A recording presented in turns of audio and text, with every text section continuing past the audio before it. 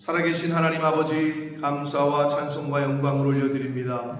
오늘도 생명을 저희들에게 허락하시고 새로운 한 날을 허락하시며 아버지의 집에 주님의 몸된 교회에 이 은혜의 보좌 앞으로 나와 찬송을 드리며 기도를 올려드리며 생명의 말씀을 듣게 하시니 하나님 앞에 예배케 하시니 아버지 감사합니다.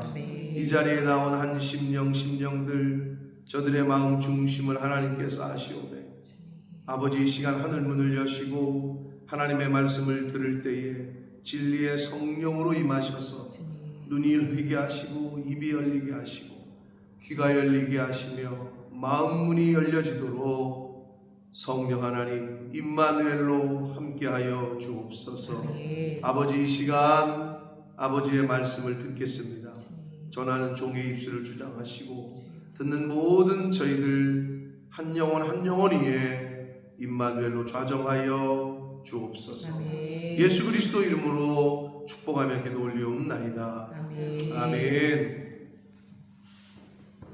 하나님께서 이스라엘 백성들을 구원하신 것은 역사적으로 봤을 때 실제로 그들의 행위가 예쁘게 잘해서가 아니었다라는 것을 성경은 계속해서 우리에게 교훈하는데, 이것은 오늘날 현재를 사는 저와 여러분에게 주시는 교훈은 뭐냐 하면, 우리가 인간이 구원받는 것은 하나님의 전적인 은혜요, 예수 그리스도의 하나님 아버지의 사랑이요 예수 그리스도의 은혜이기 때문이라는 거예요. 인간이 어떤 사람은 잘해서 구원시키고 어떤 사람은 못해서, 즉 저 사람은 큰 죄를 짓지 않아서, 이 사람은 큰 죄를 져서, 어떤 죄의 크고 작은 것의 문제가 아니라는 거예요. 왜냐? 어제 월요일 말씀을 여러분 들으신 분들은 아시겠지만 이 48장 11절에 뭐라 그러셨냐? 나를 위하여 내가 이 일을 행할 것이다. 9절에는 내 이름을 위하여 내 영광을 위하여. 그러니까 하나님께서 이스라엘 백성들을 구원하시는 것은 나의 이름과 나의 명예와 나의 영광을 위해서 내가 그들을 구원하는 것이다 라고 말씀하고 있다는 거예요. 왜? 이스라엘 백성과 언약을 하셨거든요. 그러니까 언약했다는 것은 상대방이 그 언약을 깨지 않건, 그 언약을 지키건 지키지 않건 나는 지키겠다는 거예요. 그 얘기예요. 지금 내 명예, 저 씨는 약속을 밥 먹듯이 바꾸네, 아주 저 씨는 그냥 조석변으로 변하네, 흔들리는 갈대 같은 애, 이런 취급을 받지 않겠다는 거죠. 그러실 수도 없는 분이고, 그래서 성경에서는 내 이름을 위하여 내 영광을 위하여 내가 참고 내가 노하기를 더디하고 이스라엘 백성들을, 언약 백성을 구원하겠다. 나는 나를 위하여 이것을 이룰 것이다 라고 말씀을 하시고 있는 거예요. 근데 여기뿐만 아니라 성경 전체의 메시지의 흐름은 이스라엘 백성들의 어떻게 보면 행동의 유무와 하나님을 얼마나 극진히 섬기고 하나님을 얼마나 극진히 섬기지 않았고 이게 문제가 아니라는 거죠. 그러면 막 살아도 되나? 그거는 아니고, 그거는 그 얘기를 그 수준을 얘기할 단계는 아닌 것 같고, 그러면 그들이 왜 하나님의 언약을 지켰어야 되느냐? 그리고 하나님의 말씀을 왜 순종했어야 되느냐? 그거는 오늘 말씀에 나온단 말이에요.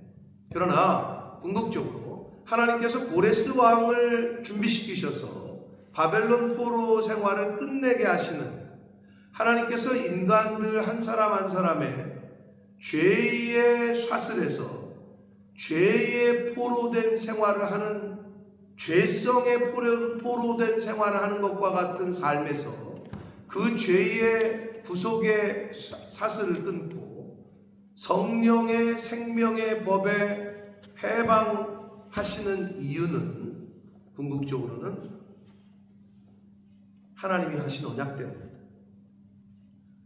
아멘. 아멘. 그 언약의 약속을 믿는 사람이 그 생명의 성령의 법 안에 메시아를 이 땅에 보내시겠다는 것을 우리가 읽고 들어서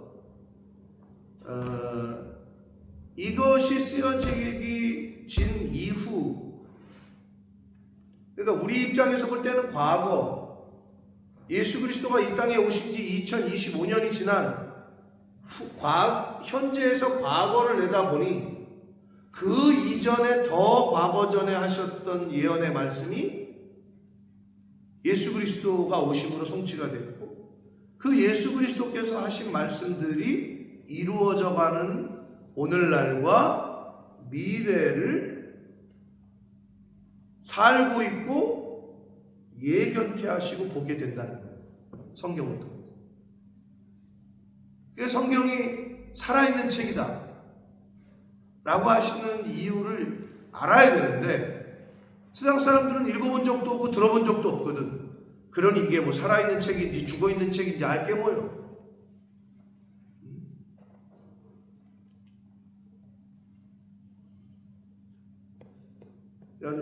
이거를 어떻게 말로 설명할 수가 없는 거죠. 그 하나님의 지혜와 하나님의 이 우주 만물을 창조하신 지혜, 인간을 구속하시는 이 지혜가 그 길이와 넓이와 높이와 깊이를 인간이 알 수는 없어요. 그러나 성경을 계속해서 읽고 듣다 보면 하나님께서 긍휼히 여기셔서 진리의 영, 깨닫는 영을 주시는.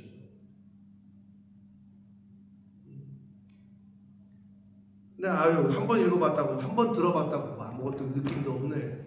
뭐가 확 뒤집어 씌우거나 뭐가 불이 내리거나 이런 것도 없네. 그리고 안 나오고. 안타까운 거죠. 다시 말씀드립니다. 이스라엘 백성을 하나님이 구원하신 것은 내 이름을 위하여, 나를 위하여. 그 말씀이 주시는 교훈은 오늘날 저와 여러분이 이 자리에 있는 것은 내가 교회에 나와준 게 아니라고. 내가 주일 예배 한번 드려주지 뭐. 내가 교회 한번 나가주지 뭐. 내가 새벽 예배 한번 나가줄까? 가 아니라 하나님의 전적인 은혜인 줄 믿습니다. 내가 일어나서 내가 힘들게 결단해서 나왔는데, 안 나올 걸 나왔는데, 이런 어리석게 생각하는 사람은 이 자리에 없을 거라고. 근데 이 말씀을 듣는 많은 사람들 중에는 그렇게 생각하는 사람이 있을지도 몰라요.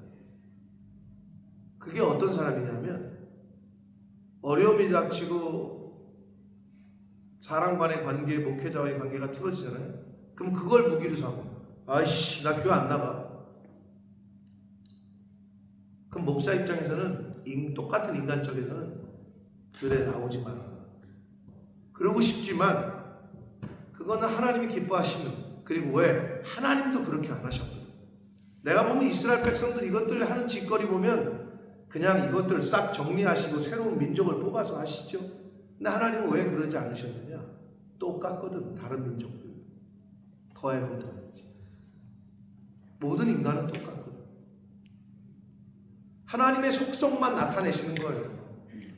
하나님의 속성만, 하나님의 성품만, 하나님의 구원의, 인간 구원의 역사를 계속 이루어 가시는 거예요. 그들이 따라오건 따라오지 않건.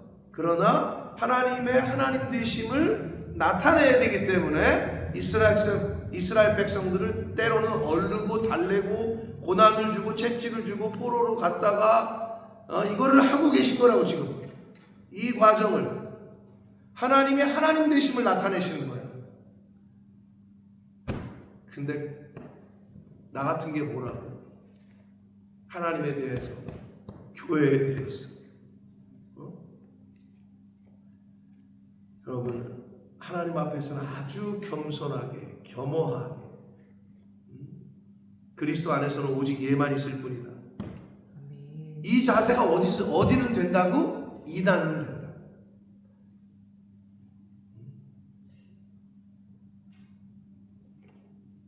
그러니까 요새 TV에서 뭐 여러 사람들이 나오는데 그 사람들 구속된 인터뷰 보면 뭐 사령관이 명령을 내리면 자기는 간다는 거예요. 밤이건 낮이건. 사령관이 명령을 내리면 자기는 갑니다 막 이러면서 가서 죽습니다 막 이래. 근데 왜 저 자세가 진짜를 믿고 있는 예수 그리스도를 믿고 있는 주님이 총사령관이다 영적 전쟁에서 그렇게 볼 때, 근데 주님이 명령하시면 내가 갈 거냐는 거죠. 근데 영상 인터뷰 막 뉴스에 나온단 말이에요, 여러분. 사령관께서 명령을 내시면 간다는 거예요.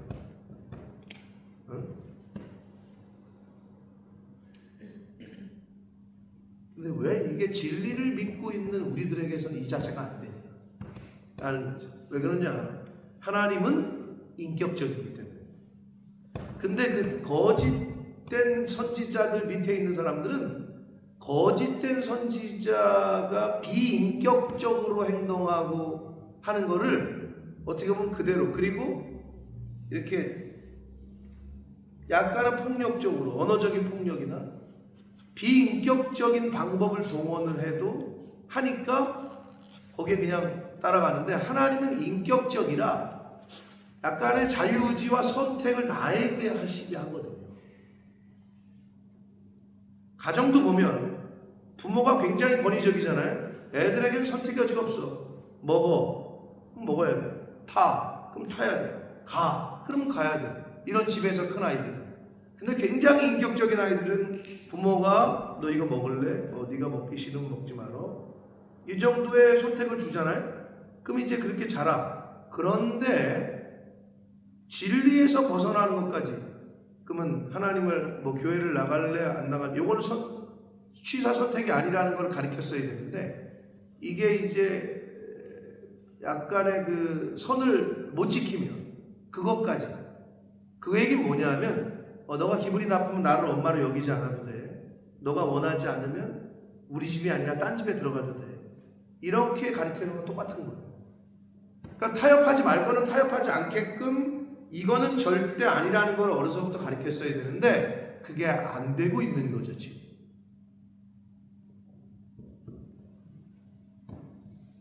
그래서 성경 이사야서를 읽으면서 제가 여태까지 우리가 48장까지 왔는데 동일한 교훈이 계속 되고 있는 거예요.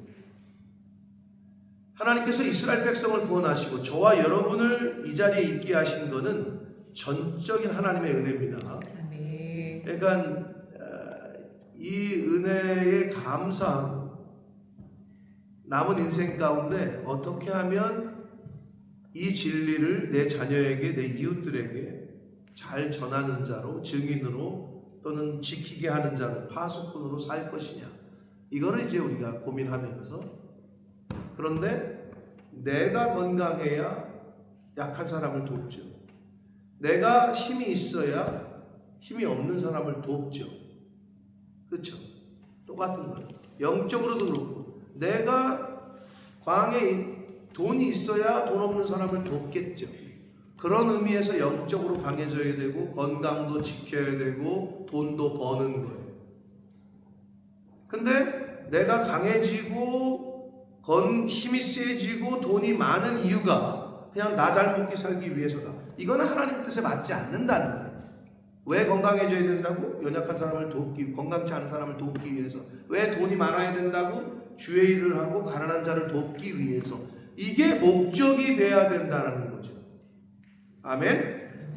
근데 이게 안 되고 세상 사람들의 가치관에 따라서 돈을 많이 버는데 왜 버는지도 몰라. 이 벌어서 뭐 하려고요? 그냥 아파트 넓혀가려고요. 자식들 물려주려고요. 이게 세상 사람들의 선이에요. 그들이 갖고 있는 이 땅을 살아가는. 그러면 크리스찬인 우리는, 그리고 성경에서 말하는 인생의 목적과 방향이 어때야 되는 거를 젊어서부터 그렇게 선택을 하고 지향을 하고 그렇게 나의 달려갈 길을 달려가는 거죠. 근데 이게 젊은 청년의 때부터 이게 정해진 사람과 50이 되고 60이 돼도 어디를 가고 있어요? 당신의 인생에 지금 이 자동차는, 이 배는 글쎄 모르겠는데, 아직도 어디 가는지 모르겠는데 방황하는 거죠. 그냥 바다에 떠 있는, 뭐 방황하는 거, 방황. 그래서 사람들이 저쪽에 고기, 저쪽에 낚시를 얘기하네. 이쪽이 포인트다. 그럼 일로 몰았다가 아니네. 저쪽인가 보다 하고 또 절로 갔다가 도대체 그 배의 목적지는 어디예요? 그냥 바다 한가운데서 떠돌고 있는 거예요. 내 인생이 어디로 가는지도 모르고 쉽게 얘기해서 왜 사느냐 이것도 모르고 그냥 살아가는 거예요. 바쁘게. 그러다가 딱 죽음의 문턱에 와서 나는 어떻게 살았나. 그때 후회하면 뭐 할 거야? 시간이. 그러니까 청년의 때 너의 창조주를 기억하라. 이 말씀을 왜 이 솔로몬 온갖 부귀 영화를 다 누려보고 헬칠 안 헬칠 다 해본 이 솔로몬이 왜 그런 얘기를 했겠냐. 젊어서부터 어려서부터 청년의 때에서부터 나를 지으신 분, 나를 지금 이끌고 계신 분, 하루하루 시간과 생명과 건강을 허락하시는 분을 생각하라는 거예요. 자꾸. 그럼 인생이 바뀌어요. 근데 그렇지 않으면 그냥 세상이 흐르는 대로 이리 갔다가 바람이 일로 불면 이리 갔다가 저리 갔다가 이러다가 하나님 앞에 서는 거예요. 오죽했으면 계속 오늘 본문에서도 야곱아 들어라, 너희들은 함께 모여서 들어라. 12절 14절 내가 그다 여기 그러잖아요. 12절에 내가 그다. 뭐야? 내가 너희를 택했고 내가 너희를 애굽에서 구원시켰고 내가 너희를 광야에서 먹였고 내가 너희를 인도했던 바다를 갈랐던 그 내가 그다 라고 얘기하시면서 내가 처음이요 마지막이다. 나는 스스로 존재하며 나는 동일하고 역사의 시작과 끝이 내 손에 있다. 이걸 계속 말씀을 하셔요. 내 손이 땅의 기초를 정했고 내 오른손이 하늘을 폈다. 내가 그들을 부르면 그것들이 일제히 일어선다. 신약 성경에는 하나님이 허락하시지 않으면 공중에 새 한 마리도 떨어지지 않는다. 내가 창조주다. 내가 별을 이쪽으로 가라면 이쪽으로, 달을 저쪽으로 가라면 저쪽으로. 지금 그 얘기 하시는 거예요. 내가 창조주다. 이 얘기를 하시고 계신 거예요. 그 너희는 다 모여 들어라. 와서 들으라는 거예요. 나 여호와가 사랑하는 자는 나의 기뻐하는 뜻을 행한다. 어디에? 바벨론에. 그러면 나의 사랑하는 자는 누구야? 여기서는 고레스야. 영적으로 큰 구원의 역사 속에서는 누구야? 예수 그리스도야. 나의 사랑하는 자, 나의 아들 예수 그리스도가 나의 기뻐하는 뜻을 행하기 위하여 십자가를 지고 죽는다. 인간들을 구원하기 위해서. 나의 사랑하는 자 고레스가 나의 기뻐하는 뜻이 뭐야? 이스라엘 백성들을 구원하기 위해서 바벨론을 물리친다. 지금 이 얘기를 하고 있는 거예요. 그의 팔이 갈대아인에게, 갈대아는 바벨론 사람들을 말하는 거예요. 임할 것이다. 그들 중에 누가 이 일들을 알게 하였느냐. 그들의 바벨론이 섬기는 신들은 알려주지 않았다고. 하나님은 미리 고지를 했어. 150년 전에 내가 한 왕을 준비할 것이다. 그래서 그 왕이 바벨론의 손에서 이스라엘 백성 너희들을 구원할 것이다. 미리 알려줘. 왜? 이걸 알려주지 않으면 고레스를 칭찬할까봐, 고레스를 섬길까봐. 근데 하나님이 야 내가 이렇게 해서 이 사람 세워가지고 너희들 구원할 거야. 미리 알려줬다는 건 뭐야? 내가 한 일이라는 거를 니네들 알아라. 이 얘기를 하시고 싶은 거야.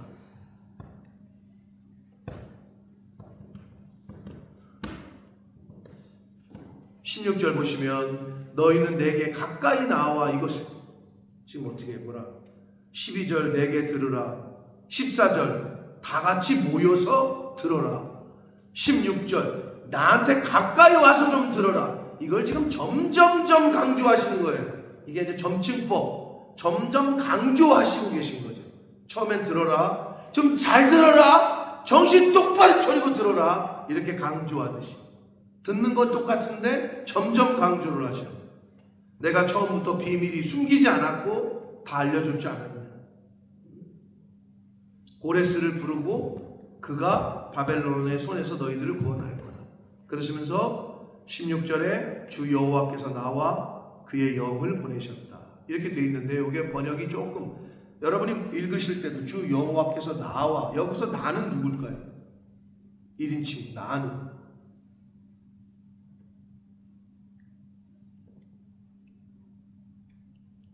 어려워요? 이 책이 무슨 책이에요 지금? 여기가 어디요? 이사야 지금 리칭 역사는 본문 속에서 그의 영을 보내셨다. 그의 영은 하나님의 영일 거잖아요? 누구에게 보냈다는 거예요? 그게 지금 이해가 되고 있어요? 누구에게 보내셨다는 거예요? 이제는 주 여호와께서 나와 그의 영을 보내셨다.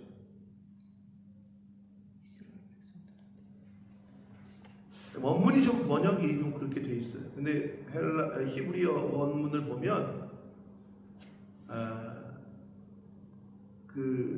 무슨 얘기냐면 이사야에게 보낸 하나님의 영, 고레스에게 보낸 하나님의 영 이라는 뜻이에요. 즉 하나님께서는 하나님의 영을 이사야에게 보내서 야, 내 백성 저 듣지 못하고 들어도 못 듣는 저 장님 같고 귀머거리 같은 이스라엘 백성들에게 좀 이걸 알려라.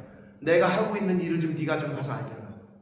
이거를 주셨다는 거고, 고레스에게도 하나님의 영을 보내서, 아니 고레스가 왜 갑자기 바벨론이라는 대제국을 물리칠 수 있는, 페르시아가 그 당시 그 정도가 아니었거든. 근데 하나님이 띄우시니까 강해졌고, 그 바사의 페르시아 메데파사의 연합군이 바벨론을 침략을 할 때 하나님께서 다 작업을 하셔가지고 무혈입성, 즉 바벨론이 대항도 못하고 쫄아가지고 그냥 문을 열어줘요. 수도의 그 도시, 한마디로 서울 광화문 경복궁 문을 그냥 열어줬다. 그냥 무혈입성, 피 한 방울 안 흘리고 그냥 들어가서 차지를 하게 됐어요. 그게 이제 하나님이 하시는 일이죠. 그 제국이 한 번도 대항을 해보지 못하고 그냥 들어가서 그냥 차지를 했다. 그냥 멸망당했어요. 이게 이제 하나님께서 하나님의 영을 고레스에게 보내셨고, 그래서 그가 그렇게 바벨론을 점령하고 나서 또 첫 번째 내린 칙령이 뭐예요? 알고 계신 대로 야, 이스라엘 백성들 니네 집으로 다 돌아가라. 이런 칙령을 내립니다. 그리고 그냥 돌아가는 게 아니라 야, 갈 때 뭐 가져가서 너네들 성전도 수축하고 성벽도 수축해라. 그게 이제 하나님이 하시는 일이죠. 그게. 근데 16절에 한글 번역이 조금 이게 무슨 주 여호와께서 나와 그의 영을 보내셨다는 게 딱 읽을 때 확 와닿지 않기 때문에 제가 다시 한번 짚어서 말씀을 드렸고, 17절부터는요 이스라엘 백성을 인도하셨던 하나님에 대해서 또 얘기를 하시는데, 너희의 구속자시오 이스라엘을 거룩하신 이신 여호와께서 이르시되 나는 네게 유익하도록 가르치고 너를 마땅히 행할 길로 인도하는 네 하나님 여호와라. 나를 사랑하고 내 계명을 지키는 자에게는 천대까지 은혜를 베푼다고 신명기 5장 10절에 말씀하셨는데, 그러니까 하나님은 너희들이 유익하도록 가르치고 너희들이 마땅히 행할 길로 인도하는 신이다 라는 것을 다시 한번 이사야를 통해서 이스라엘 백성들에게 언급을 하셔요. 그러면서 18절, 이게 중요해요. 너희들이 나의 명령에, 하나님의 말씀에 주의하였더라면, 하나님의 말씀을 좀 귀중히 여기고 그것을 지키려고 노력했더라면, 순종했더라면, 첫 번째, 내 평강이 강같이 흘렀을 것이다. 여러분 요즘 어때요? 마음이 평안하십니까? 평안하대 그랬더니 그 평안 얼마 주고 산 거요? 어디 가면 살 수 있어? 아니 그렇게 무슨 100만 불짜리 무슨 맨날 뭐가 좋아? 그 마음의 평안은 어디 가면 살 수 있는 거예요? 100만 원이요? 200만 원이요? 아니 어떻게 그런 일을 당했는데도 그렇게 평안해? 그렇게 뭐가 기뻐? 그 기쁨은 어디 가서 살 수 있어? 세상 사람들이 그렇게 느끼도록 우리가 살아야 되는데, 아니 자네는 맨날 교회 갔다 오고 어제 교회 갔다 온 거 아니야? 교회 가서 뭐 근심 걱정을 얻어왔어? 교회 갔더니 뭐 부담을 줬어? 얼굴이 왜 그 모양이요? 라고 남편이 느끼거나 자식들이 느끼잖아요? 그러면 교회 갈 필요가 없겠구나를 은연중에 느끼는 거예요. 근데 엄마가 힘들다가도 교회 갔다 오면 무슨 여기 링거 맞고 오는 것처럼, 포도당 주사 맞고 오는 것처럼 얼굴이 확 피고 기쁘고 감사하고 이래야 되는데, 교회만 갔다 오면 한숨 짓고, 그냥 교회가만 갔다 오면 짜증내고, 그냥 교회만 갔다 오면 성질내고. 그러니 그게 무슨 증인이요 도대체? 사탄의 증인이요? 안 되잖아요. 내 평강이 강같이 흘렀을 것이다 이렇게 말씀하시죠. 내 공의가 바다 물결 같았을 것이다. 내 자손이 모래알같이 많았을 것이고 내 몸의 소생이 모래알 같을 것이다. 그의 이름이 내 앞에서 끊어지지 않았겠고 없어지지 아니하였을 것이다 이렇게 말씀하시잖아요. 이걸 반대로 얘기하면 너희들이 나의 명령을 주의하지 않았기 때문에, 불순종했기 때문에 너희들의 삶 속에는 평강이 없었고 공의가 없었고 내 후손이 끊어졌고 후대가 끊어졌고, 이 말과 똑같은 거예요. 그거를 지금 이사야 선지자를 통해서 다시 한번 강조를 하고 계십니다. 나의 마음속이 늘 평안해. 나의 마음속이 늘 평안해.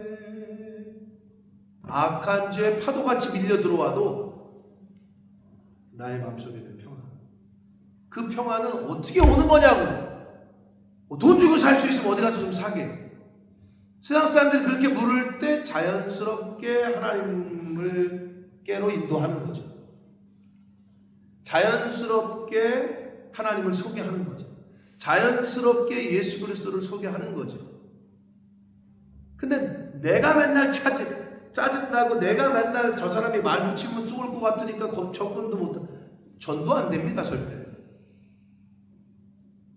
그러면 세상 사람들도 당연히 아는데, 왜 이렇게 기뻐? 아유, 그렇지. 어저께 로또 맞았다며? 뭐 이렇게 기뻐? 어저께 뭐 승진했다며? 뭐 이렇게 기뻐? 어제 장사가 잘 됐다며? 그거는 먹히질 않아요. 당연히 사람들이 어떻게 생각하느냐? 로또 맞았으니까, 승진했으니까, 돈 잘 버니까, 그러니까 기쁘지. 당연한 거예요. 그건 그들도 알아. 근데 그들이 볼 때, 아니, 어제 사업 망했다며?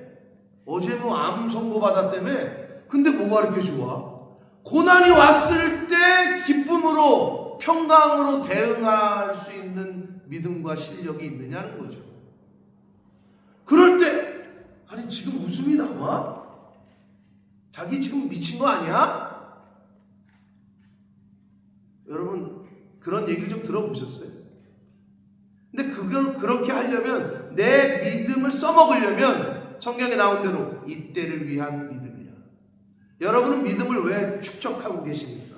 왜 성령을 계속 충만하게끔, 왜 핸드폰 배터리 줄어들면 충전하잖아요? 왜 성령을 계속 충전하고 계십니까? 언제 써먹으려고?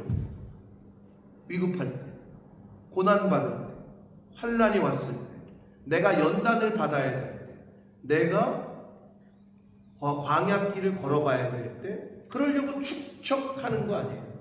믿음은 그때 써먹는 거예요. 내 믿음이 세상을 이긴다. 세상을 이기는 유일한 방법은 너의 믿음이다. 그러니까 믿음을 준비시키는 거지 계속. 그러다가 하나님이 고난이라는 걸 딱 주셨을 때, 어떤 사건을 주셨을 때 그때 빵 하고 터뜨리는 거야. 그랬더니 주변에서 깜짝 놀래. 안 놀란다니까. 로또 맞아서 기뻐하는 거, 승진해서 기뻐하는 거, 사업이 잘 돼서 기뻐하는 거, 사업이 잘 돼서 베푸는 거, 누구나 하지. 야, 내가 한턱 쏠게. 그래, 왜? 나 어저께 대박 났잖아. 당연히 하지. 그건 세상 사람들도 해. 근데 서로 쭈뼛쭈뼛 그냥 눈치 보다 오는데, 야, 니네 어제 망했다면서 네가 뭘 돈을 내? 괜찮아.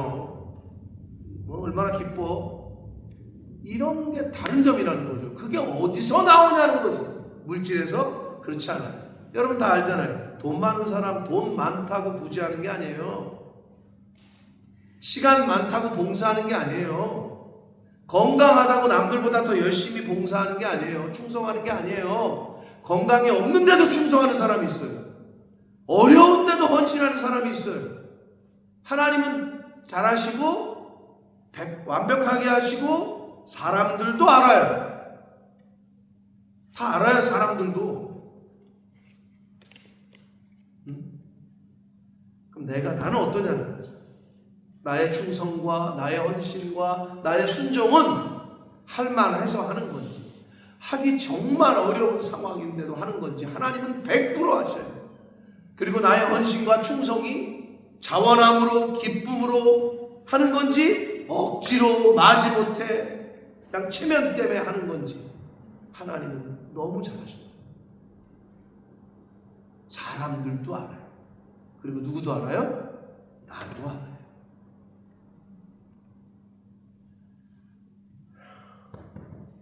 내가 나의 명령에 주의하였더라면, 나의 명령을 진짜 컨시더링 했더라면, 심사숙고해서 나의 말씀을, 나의 명령을 네가 그렇게 여겼다면 이라고 말씀하고 있는 거예요. 여러분, 하나님의 말씀을 어떻게 여기시고 이렇게 주일날 또는 아침에 주시는 하나님의 교훈을 내가 한 귀로 듣고 한 귀로 흘리느냐, 아니면 그걸 하나라도 내가 나에게 주시는 말씀으로 들으려고 그렇게 듣느냐, 여기에서 승패가 갈립니다. 여기에서. 너희 20절 보시면, 너희는 바벨론에서 나와서 갈대인을 피하고 즐거운 소리로 이를 알게 하여 들려주며 땅끝까지 반파하여 이르길 여호와께서 그의 종 야곱이 구속하셨다. 이건 뭔 얘기냐면, 이제 너희들에게 고레스 왕을 보내서 바벨론 멸망시키고 해방시킬 텐데, 그러면 이걸 하나님이 했다고 전하라는 거예요. 그 미리 알려주는 거예요. 내가 그렇게 할 거거든. 그런 일이 진짜로 일어나면 하나님이 하셨다. 이건 하나님이 하셨다. 여러분 삶 속에서 뭐가 일이 일어나면 하나님이 하셨습니다. 주님이 하셨습니다. 이런 고백으로 살라는 거예요. 지금 그 얘기를 우리에게 가르쳐 주시고 있습니다. 21절, 여호와께서 그들을 사막으로 통과하게 하시던 때에 그들이 목마르지 아니하게 하시되 그들을 위하여 바위에서 물이 흘러나게 하시며 바위를 쪼개서 물이 솟아나게 하셨다는 거는 과거에 언제 얘기야? 출애굽 때 얘기지. 광야 때. 목마르다 그러니까 바위에서 물 나게 했던. 고급 귀한 길을 안전하게 지키실 것을 과거의 출애굽 때에 하나님이 지키시고 광야에서 인도하셨던 것을 생각해 보라는 거예요. 너희들이 고국으로 돌아갈 때에도, 바벨론 포로가 끝나고 돌아갈 때에도, 돌아가서도 하나님께서 옛날의 출애굽 때처럼 그렇게 지키실 거야, 이렇게 얘기하고 계십니다. 너무 자상하셔요. 아버지의 마음이 아버지의 마음. 마지막 22절, 여호와께서 말씀하시되 악인에게는 평강이 없다. 근데 아까 평강이 18절에 나왔죠? 18절을 유념해서 참고해서 여호와께서 말씀하시되 악인에게는 평강이 없다. 그럼 여기서 말하는 악인은 18절을 참고했을 때 뭐가 악인입니까? 누가 악인입니까? 하나님의 말씀에 주의를 기울이지 않는 사람이 악인인 거예요. 근데 일반적인 사람들은 악인 그러면 저 사람은 살인죄 저질렀어? 악인 그러면 사기쳤어? 이렇게 윤리 도덕적인 법의 테두리에서 생각을 해요. 근데 여기 히브리어 라샤흐라는 단어는 1차적으로는 마음이 사악한 자. 오케이, 그건 인정하죠. 거기까지 고개가 끄덕여져. 근데 그 다음에 이 라샤흐의 원래 뜻은 하나님의 뜻을 거역하는 자가 악인인 거예요. 그럼 이건 부모와 자식 간의 관계를 얘기해 볼까요? 내 아들인데 이 아들 놈 새끼가, 딸내미가 엄마의 아빠의 뜻을 거역해. 그러면 악인인 거예요. 그 얘기를 하고 계신 거예요. 우리가 신앙생활 한단 말이에요. 나 죄 안 졌는데, 나 악하게 안 살았는데, 나는 사람인데 뭐가 악인지를 모르는 거예요. 하나님의 뜻을 거역해. 그게 악인이라고 말씀하시는 거고, 그 사람에게는, 하나님의 뜻을 거역하는 사람에게는 평강이 없다라고 말씀하시는 거예요.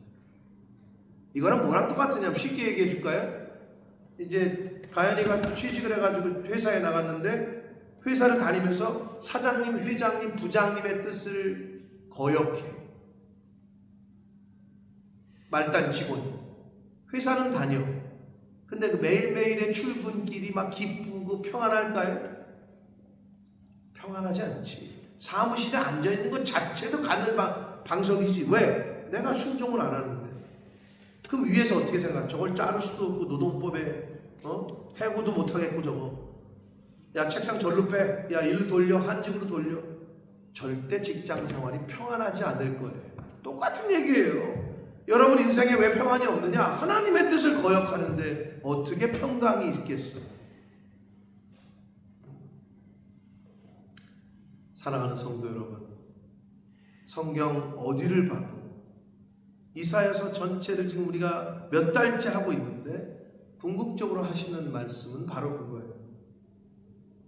내가 너희를 택한 신이고, 내가 너희를 출애굽 때 구원한 신이고, 내가 너희들을 바벨론에 또는 악한 이웃들, 악한 대적들로부터 구원할 수 있는 유일한 신이다 라는 것을 계속 알리는데도 그들은 듣지도 않고 계속 소머리 갖다가 절하고 어디 가서 절하고, 다른 신들이 왜 이렇게 좋아 보이고, 왜 남의 떡은 이렇게 커 보이는지, 남의 신전은 왜 그렇게 멋있어 보이는지 우리도 저렇게 좀 해자.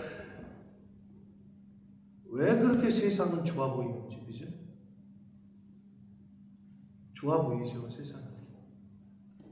왜 세상 사람들은 저렇게 관광차 타고 막 그냥 흔들면 왜 저게 그렇게 좋아 보이는지, 왜 그렇게 동경이 되는지 그 삶이. 근데 주님 가신 길은 걷자니 너무 힘들고 어렵고 고난의 길이고 고통의 길인 것 같은데, 그런데 여러분 하나님이 약속하셨잖아요. 너 내 제자가 되려면 십자가도 져야 되지만, 너 복음을 전하려면 복음과 함께 고난도 받아야 되지만, 하나님의 약속은 뭐예요? 너 내 증인이 돼야 되는데, 하나님의 약속은 뭐예요? 예수님의 약속은 뭐예요? 임마누엘을 약속하셨습니다. 아멘. 임마누엘을 약속하셨다.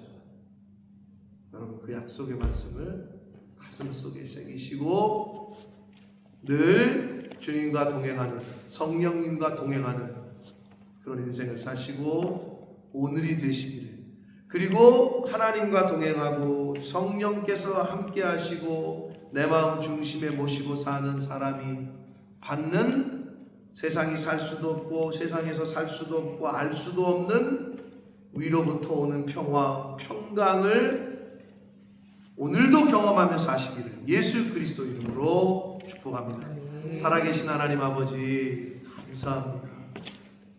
나를 위하여, 내 이름을 위하여 내가 이스라엘 백성들을 구원한다.